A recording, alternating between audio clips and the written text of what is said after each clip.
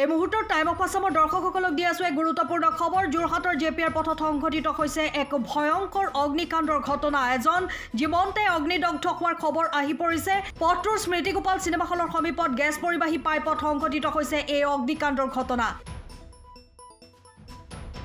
ইতিমধ্যে তিনিখনকৈ অগ্নি নিৰ্বাপক বাহিনীৰ গাড়ীৰে জুই নিৰ্বাপনৰ অহৰহ চেষ্টা কৰি থকা পৰিলক্ষিত হৈছে। নগৰৰ মাজমজিয়াৰ ঘন জনবসতিপূৰ্ণ অঞ্চলটোত এতিয়া এক আতংকময় পৰিৱেশ বিৰাজ কৰিছে। জনাইছো এই মুহূৰ্তৰ গুৰুত্বপূৰ্ণ খবৰ। যোৰহাটৰ জেপিআৰ পথত সংঘটিত হৈছে ভয়ানক অগ্নিকাণ্ডৰ ঘটনা। এজন জীৱন্তে অগ্নিদগ্ধৰ খবৰ আহি পৰিছে। ইতিমধ্যে তেখেতক যোৰহাট চিকিৎসা মহাবিদ্যালয়ত ভৰ্তি কৰোৱা হৈছে। পথটোৰ স্মৃতিগোপাল চিনেমা হলৰ সমীপত গেছ পৰিবাহী পাইপত সংঘটিত হৈছে এই ভয়ানক অগ্নিকাণ্ডৰ ঘটনা।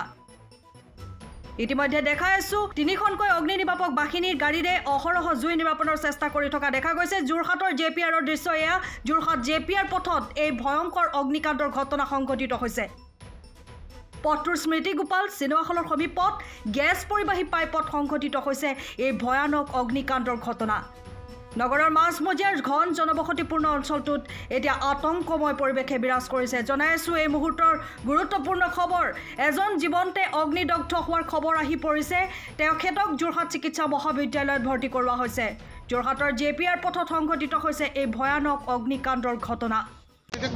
মই ইয়াতে ৰখি আছিলো। আমালোকে চব এইটো হেৰি পাইপলাইনৰ হেৰিৰ গেছৰ হেৰি কৰি আছে।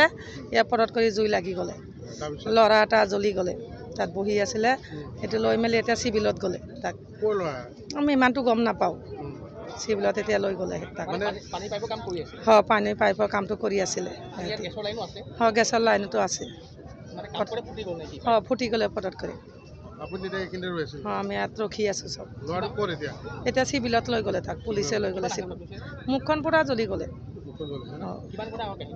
এতিয়া 1 ঘণ্টা হৈ গ'ল পূৰা ইয়াতে। এতিয়া লগত ৰখি আছিলে, লৈ গ'লে 10 মিনিট হ'লে তাক লৈ গ'লে চিভিলত পুলিচ আহি মেলি।